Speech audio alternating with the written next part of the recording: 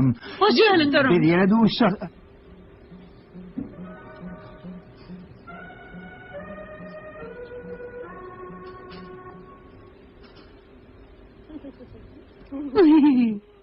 Daydı.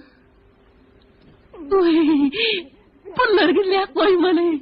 Sen şeyle fikir etyen mi? Ama şeyle fikir etyen, onu gizlemeden onu alırlar. Onu kim alır? Ne? Al gizle. Men hazır.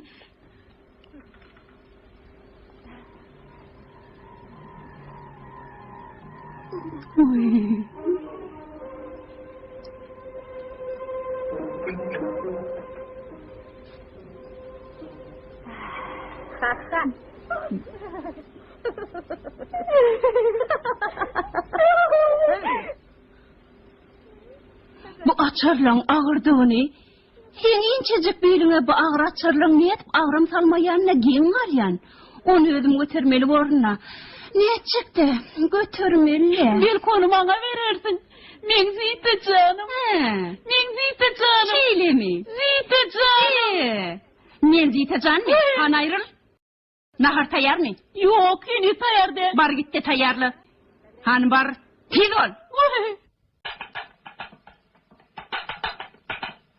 Sana buun goğur ya naharlanı tayarladım. Yine bu naharamma, bu ölümlerimma, kaçakta isleyen zatlan ehliti var. Arkayın geçti iyi ver, işten açık olma isteyen. Otur koydum, meyem oturacak. Hiç ağırtmadın, ne de kıymadın, öyle de filaydı diyene. Ağırmadın hem kaharlanmadın heydim. Vay, sağlara var, kahar edip boğum olur, bağışlamalı ahri. Yakamlı değişme. Hantor. Nemi unudaydın mı? Sen yerin derdi derli, o yerde olmalı. Vay, men hemişe şu yerde oturuyordum da. İnni berdi, üyeyesi oturmalı. Düşündün mü? Bar otur. Vay, bana tapavdu yokla, men berdi oturayın, anırda oturayın, bana kenur tapavdu yok. Sırmayıstan bana bu yer yarım anımdır onu. Bana karış.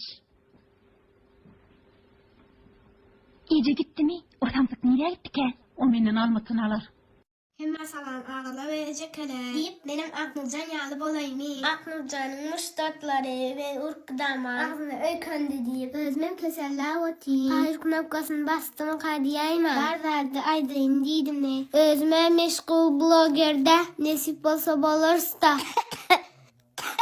Vi gep bilen bolar. Videodan eletler önümüzü aytmakattan çıkıttır. Bugün sizin üçüncü Tagita'dan bölecek oynadık. Profilime girip videonu tapıp yürüyecek bassanız azalınız yerine düşerdi. Eğer videomun sonuna çıldı gören olsanız sağ olun köp. Eğer şunlar videolar gelsen diyseniz komentarda verilen. Hemen de sağ olun baka.